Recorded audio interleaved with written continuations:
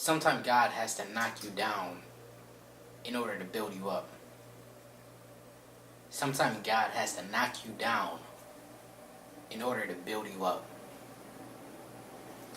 In life, our spiritual body is like this house.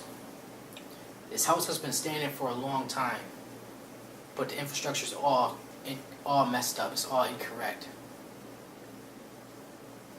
Our spiritual lives are built based upon morals that are ungodly, habits that are not conducive to the kingdom of God. And yeah, like God's waiting on us to come back to Him, and He wants to help us be the best possible spiritual body that we can possibly be. But sometimes He has to knock down those old morals. He has to knock down those old habits. He has to lay you down, take you out of your situation in ways that we can't understand.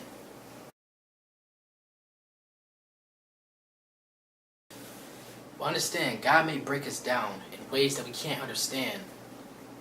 But just know He plans on building us up, so we are now according to His plan. God never starts a project and don't finish it.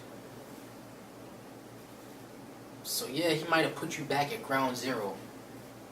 He might have removed you from that situation that you thought that you needed in life. He might have pulled you out of that relationship that you thought you needed.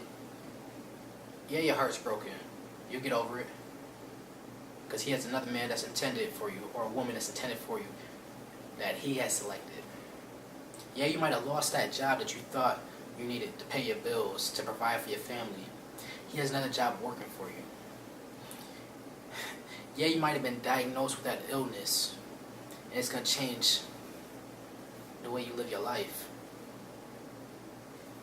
He has a plan for that also. Maybe He's giving you a testimony that's going to save the next person with that same illness who's not tough enough to endure it. Regardless of what the situation is, no matter, maybe He even locked you up in prison. Again, maybe that's the only way He could have communicated with you. No matter what you're going through, He may have to knock you down just so He can build you up. Our spiritual bodies is like having a house that's not built correctly. The roof's caving in, it's filled with termites, the foundation is slanted. But yet you have aspirations of bringing in a luxury jacuzzi, marble floors, granite countertops. Why would you bring that into a home that's not built correctly in the first place? So keep those aspirations, but wait until after God has already built you a new home. By the blood of Christ, once we are saved, we are new human beings. We have new spiritual bodies. We are no longer the same. The old us is dead and gone and will never return.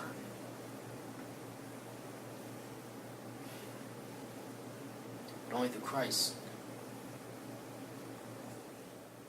So at this moment, we have a new home. A home in which God is built up by His own hands. Brick by brick by brick by brick. Cementing the wall.